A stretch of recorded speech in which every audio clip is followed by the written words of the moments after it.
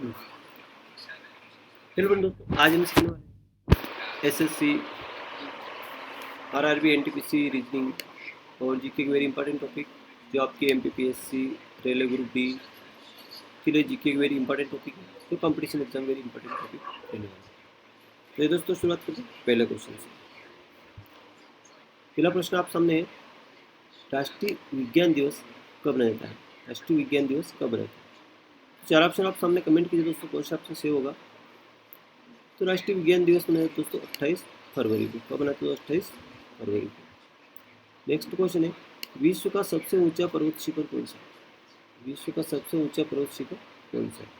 दोस्तों विश्व की बात करें तो माउंट एवरेस्ट सबसे ऊंचा पर्वत शिखर है। अगर भारत की बात करें तो K2 यानी कि गार्डविन आस्टीन। K2 का पूरा नाम क्या? Godwin Austin. ये भारत का सबसे ऊंचा पर्वत शिखर है। नेक्स्ट क्वेश्चन है, 3 अक्षर का मेरा नाम उल्टा सीधा एक्स है।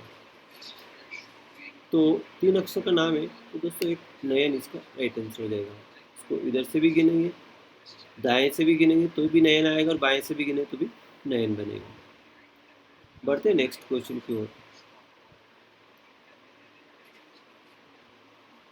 अगला क्वेश्चन आपके सामने ये रहा, देखिए।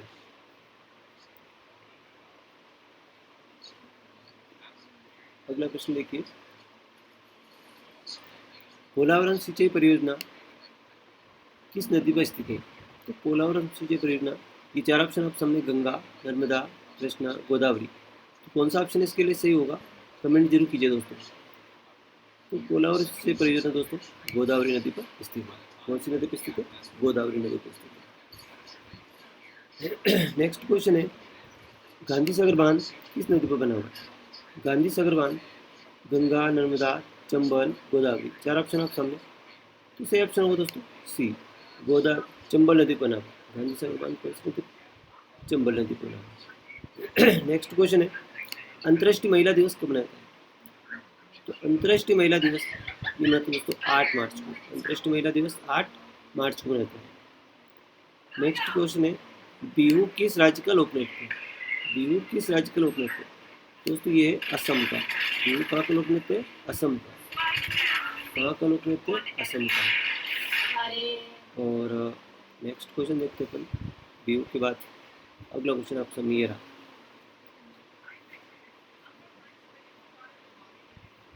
अगला प्रश्न है, बाल दिवस कब मनाता है? बाल दिवस कब मनाते? बाल दिवस मनाते दोस्तों 14 नवंबर को। बाल दिवस कब मनाते हैं? 14 नवंबर को। और 14 नवंबर को बाल दिवस इसलिए मनाते हैं क्योंकि इस दिन चाचा नेहरू का जन्म हुआ था, पंडित जवाहरलाल नेहरू का। तो इसीलिए बच्चों से बहुत प्यार करते थे, सब उपलक्ष्य में बाल दिवस मनाते हैं। भारत का सबसे ऊंचे पर्वत शिखर, भारत की बात करें तो K2। भारत का सबसे ऊंचे पर्वत शिखर कौन सा? K2, जिसको माउंट K2 गार्डविन आस्टीन भी बोला जाता है। नेक्स्ट क्वेश्चन की ओर बढ़ते हैं।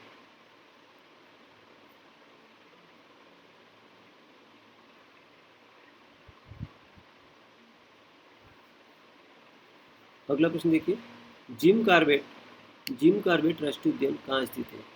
जिम कार्बेट राष्ट्रीय उद्यान कहाँ स्थित है? तो चार ऑप्शन आप सामने, बिहार, उत्तराखंड, तमिलनाडु, केरल। तो कौन सा ऑप्शन सही होगा, इसके लिए कमेंट जरूर कीजिएगा। जिम कार्बेट राष्ट्रीय उद्यान, ये आपके एमपीपीएससी एसएससी के लिए वेरी इंपॉर्टेंट टॉपिक। तो जिम कार्बेट राष्ट्रीय उद्यान ये आपने कमेंट कर दिया होगा। तो दोस्तों ये उत्तराखंड में, कहाँ पे? उत्तराखंड में। बी ऑप्शन इसके लिए राइट हो जाएगा। उत्तराखंड के नैनीताल में स्थित है। उत्तराखंड में नैनीताल में, रामनगर में स्थित है। नेक्स्ट क्वेश्चन है, मधुबनी पेंटिंग का संबंध किस राज्य से? मधुबनी पेंटिंग किस राज्य की? तो दोस्तों मधुबनी पेंटिंग है बिहार राज्य। कहाँ की दोस्तों? बिहार की। नेक्स्ट क्वेश्चन है, शैवाल के अध्ययन को क्या कहते हैं? शैवाल के अध्ययन को क्या कहते हैं? तो दोस्तों शैवाल के अध्ययन को कहते हैं फाइकोलॉजी। शैवाल के अध्ययन को क्या कहते हैं? फाइकोलॉजी कहते हैं। नेक्स्ट क्वेश्चन है, पुष्पों के अध्ययन को क्या कहते हैं? पुष्पों के अध्ययन को क्या कहते हैं? तो पुष्पों के अध्ययन को कहते हैं एंथोलॉजी। सी ऑप्शन इसका राइट आंसर हो जाएगा। एंथोलॉजी, पुष्पों के अध्ययन को कहते हैं एंथोलॉजी, सी ऑप्शन इसके राइट आंसर हो जाएगा। बढ़ते हैं नेक्स्ट क्वेश्चन की ओर। अगला प्रश्न आपके सामने ये रहा। देखिए अगला प्रश्न दोस्तों, फलों के अध्ययन को क्या कहते हैं? फलों के अध्ययन को क्या कहते हैं? तो फ से पोमोलॉजी, फलों के अध्ययन को क्या कहते हैं? पोमोलॉजी। इसकी ट्रिक बनाएंगे पर जैसे फ, तो फलों के अध्ययन को क्या कहते हैं? पोमोलॉजी। क्या कहते हैं अपन? पोमोलॉजी कहेंगे। नेक्स्ट है, कीटों के अध्ययन को क्या कहते हैं? कीटों के अध्ययन को कीटो, एंटो, कीटो और एंटोलॉजी। कीटों के अध्ययन से अपन क्या बनाएंगे? एंटोलॉजी। कीटों के अध्ययन को क्या कहते हैं? एंटोलॉजी। कीटों के अध्ययन को कहते हैं अपन एंटोलॉजी। नेक्स्ट है, उत्तकों के अध्ययन को क्या कहते हैं? उत्तकों के अध्ययन को क्या कहते हैं? 16 क्वेश्चन सामने। उत्तकों के अध्ययन को क्या कहते हैं? तो उत्तकों अध्ययन हिस्टोलॉजी। उत्तक अध्ययन को क्या कहते हैं अपन?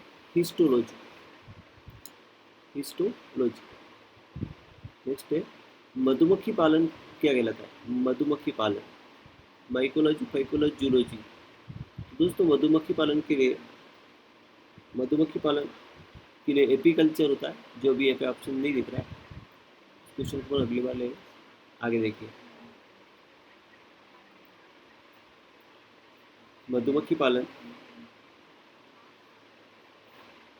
ये वाला मधुमक्खी पालन के अध्ययन को तुम क्या कहेंगे? तो देखिए मधुमक्खी पालन के अध्ययन को कहते हैं दोस्तों एपीकल्चर। ठीक है, तो उसको एपीकल्चर, मधुमक्खी पालन के अध्ययन को एपीकल्चर कहते हैं। नेक्स्ट है, मछली पालन यानी मत्स्य पालन के लिए 4 ऑप्शन है, इसको तुम क्या कहते हैं? Mycology, phycology, pisciculture, botany.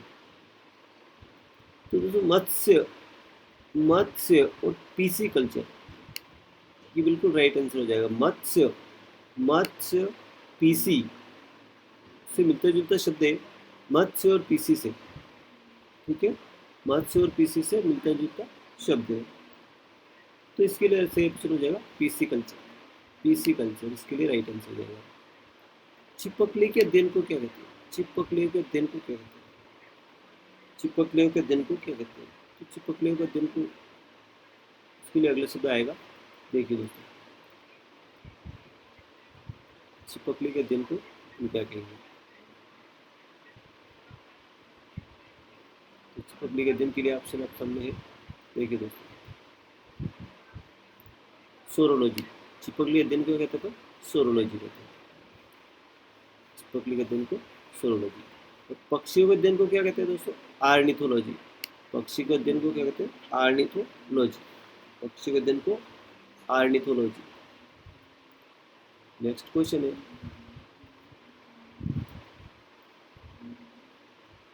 अगला क्वेश्चन है, वृक्ष और झाड़ियों का अध्ययन क्या कहलाता है? वृक्ष और झाड़ियों का अध्ययन क्या कहलाता है? वृक्ष और झाड़ियों का अध्ययन क्या कहलाता है?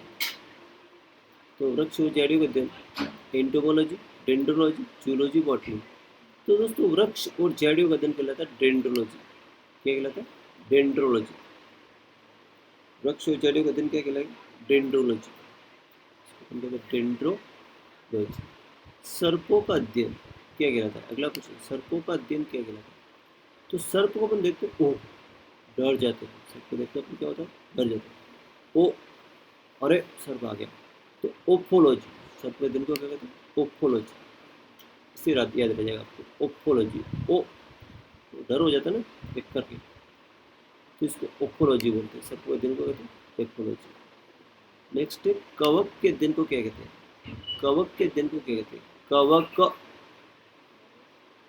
ना, कवक के अध्ययन को कहते हैं दोस्तों माइकोलॉजी। कवक के अध्ययन को कहते हैं माइकोलॉजी। कवक के अध्ययन को क्या कहते हैं? माइकोलॉजी। नेक्स्ट है, काष्ठी पेड़ों के अध्ययन को क्या कहते हैं? काष्ठी पेड़ों के अध्ययन को क्या कहते हैं? तो दोस्तों कहते हैं काष्ठी पेड़ों की सिल्वर कलर की सिल्वी कल्चर। काष्ठी पेड़ों के सिल्वर कलर की सिल्वी कल्चर। काष्ठी पेड़ों को अपन क्या कहते हैं? सिल्वी कल्चर। बढ़ते नेक्स्ट क्वेश्चन की। काष्ठी पेड़ों के बाद अगला क्वेश्चन किया, देखिए कोशिका के अध्ययन को क्या कहते हैं? कोशिका के अध्ययन को क्या कहते हैं? कोशिका के अध्ययन को क्या कहते हैं? तो दोस्तों कोशिका के अध्ययन को कहते हैं साइटोलॉजी। कोशिका के अध्ययन को क्या कहते हैं? साइटोलॉजी। कोशिका के अध्ययन को साइटोलॉजी। कोशिका के अध्ययन को कहते हैं साइटोलॉजी। तंत्रिका तंत्र का अध्ययन क्या कहलाता है? तंत्रिका तंत्र का अध्ययन क्या कहलाता है? तो ये कहलाता है दोस्तों न्यूरोलॉजी। तंत्रिका तंत्र का अध्ययन न्यूरोलॉजी। नेक्स्ट है, गंगा नदी को बांग्लादेश प्रवेश करने के बाद किस नाम से जाना जाता है? गंगा नदी को बांग्लादेश में प्रवेश करने के बाद किस नाम से जाना जाता है? तो चार ऑप्शन आप सुनिए, मेघना, पद्मा, भागीरथी, सविता। तो दोस्तों जो गंगा नदी है ये बांग्लादेश में प्रवेश कर जाती है तो इसको कहते हैं दोस्तों पद्मा। आंसर ऑप्शन राइट हो जाएगा, बी ऑप्शन राइट हो जाएगा। गंगा नदी बांग्लादेश में प्रवेश करने के बाद पद्मा नाम से जानी। नेक्स्ट है, दुनिया के 7 अबूज अजूबों में से सबसे पुराना अजूबा कौन सा है? सबसे पुराना जो गीजा के पिरामिड। गीजा के पिरामिड सबसे पुराना अजूबा है। गीजा के पिरामिड सबसे पुराना अजूबा है।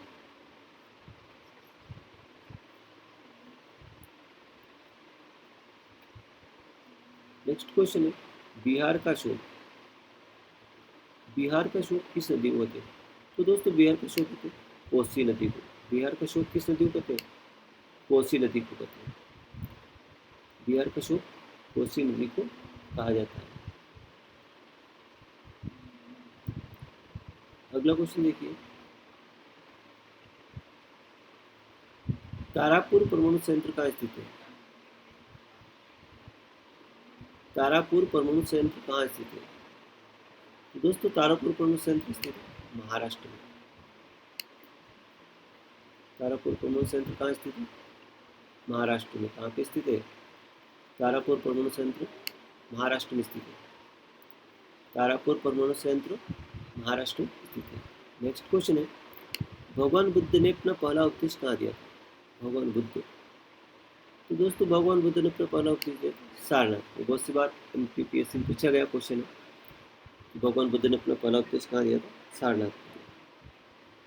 नेक्स्ट क्वेश्चन, दीन ए इलाही धर्म किसने चलाया था? दीन ए इलाही धर्म किसने चलाया था? तो चला दोस्तों अकबर ने। किसने चलाया था? अकबर ने। नेक्स्ट क्वेश्चन है, आगा खां कब का संबंध किस खेल से? आगा खां कब का संबंध किस खेल से? तो ये दोस्तों हॉकी से। आगा खां कब का संबंध किससे? हॉकी से। नेक्स्ट क्वेश्चन की ओर बढ़ते हैं। अगला क्वेश्चन देखिए,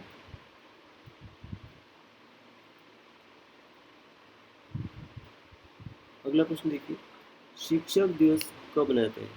शिक्षक दिवस। तो चार ऑप्शन आपको कमेंट कीजिए दोस्तों, शिक्षक दिवस कब मनाते हैं? ये रहा अगला प्रश्न। 5 सितंबर, 11 जुलाई, 8 मार्च, 8 जनवरी। तो सही ऑप्शन होगा दोस्तों 5 सितंबर को। शिक्षक दिवस कब मनाते हैं? 5 सितंबर को।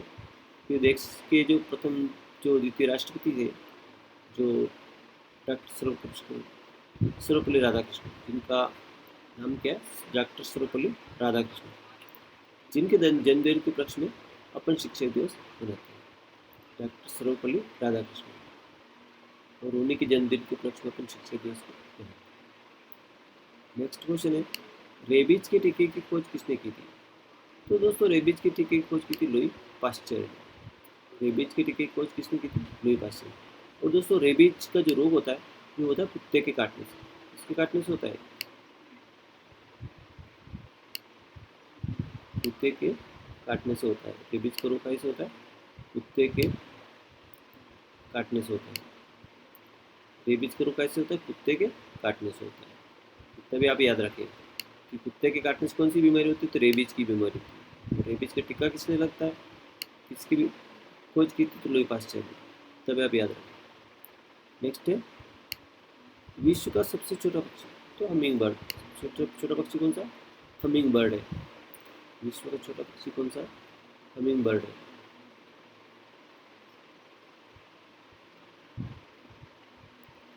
अगला क्वेश्चन देखिए, ये रहा ऑप्शन। भारत की खोज यानी कि discovery of India, discovery of India पुस्तक के लेखक कौन है? डिस्कवरी ऑफ इंडिया के लेखक कौन है? तो 4 ऑप्शन आप समय कमेंट कीजिए। भारत की खोज, डिस्कवरी ऑफ इंडिया के लेखक कौन है? तो सही ऑप्शन होगा पंडित जवाहरलाल नेहरू, पंडित जवाहरलाल नेहरू। नेक्स्ट क्वेश्चन है, मध्य प्रदेश की जीवन रेखा किसे कहा जाता है? किस नदी को मध्य प्रदेश की जीवन रेखा? तो मध्य प्रदेश की जीवन रेखा दोस्तों नर्मदा नदी को कहते हैं। किसको कहते हैं? नर्मदा नदी को कहते हैं। और नेक्स्ट क्वेश्चन दोस्तों, अगला क्वेश्चन देखिए।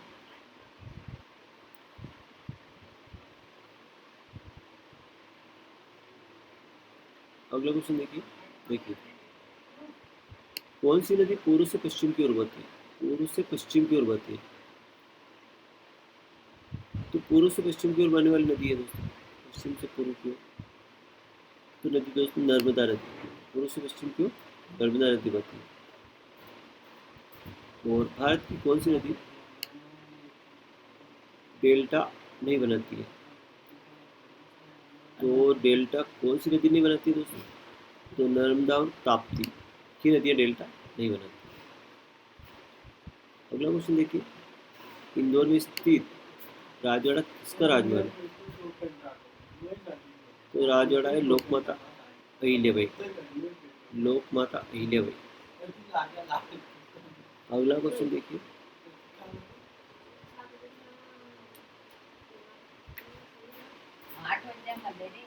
8 बजे अभी नहीं मिलेगा।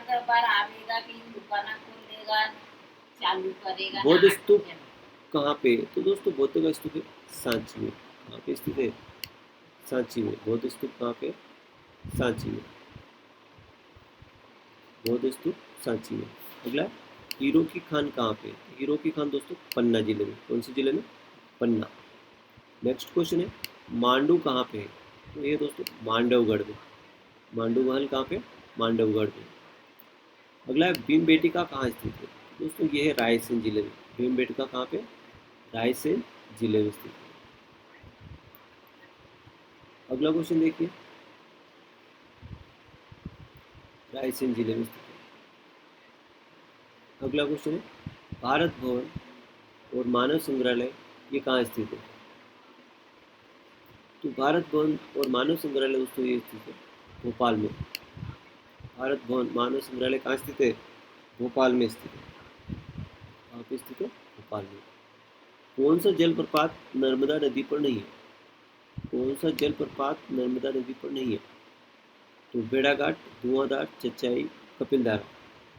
तो दोस्तों नर्मदा नदी पर तीनों है लेकिन चचाई जलप्रपात नहीं है। नर्मदा नदी पर है, भेड़ाघाट भी है, धुआंधार जलप्रपात भी है और कपिलधारा जलप्रपात भी, लेकिन चचाई जलप्रपात नहीं। अब आपसे प्रश्न है चचाई जलप्रपात कहाँ होगा? तो फिर प्रश्न है दोस्तों रीवा में कौन सा जलप्रपात है? तो दोस्तों रीवा में जलप्रपात चचाई जलप्रपात। रीवा में कौन सा जलप्रपात है? चचाई। तो इसके लिए ऑप्शन अब सामने आ गया। इस प्रश्न का ऑप्शन रीवा में कौन सा जलप्रपात है? तो रीवा में दोस्तों चचाई जलप्रपात। नेक्स्ट है, कौन सा राष्ट्रीय राजमार्ग मध्य प्रदेश से नहीं गुजरता है? कौन सा राष्ट्रीय राजमार्ग मध्य प्रदेश से नहीं गुजरता है? तो NH8 ये मध्य प्रदेश से नहीं गुजरता है। बाकी NH3 भी गुजरता है, NH12 भी, NH7 भी है, लेकिन NH8 मध्य प्रदेश में नहीं है। नेक्स्ट है, अंतर्राष्ट्रीय बुकर पुरस्कार 2022 की विजेता कौन बनी? अंतर्राष्ट्रीय बुकर पुरस्कार 2022 की विजेता कौन बनी? उषा प्रेमदा, नंदिनी साहू, गीतांजलि श्री, प्रतिभा राय। तो सी ऑप्शन इसका राइट हो जाएगा, गीतांजलि श्री। अंतर्राष्ट्रीय बुकर पुरस्कार गीतांजलि श्री को मिला था। और अगला क्वेश्चन देखिए,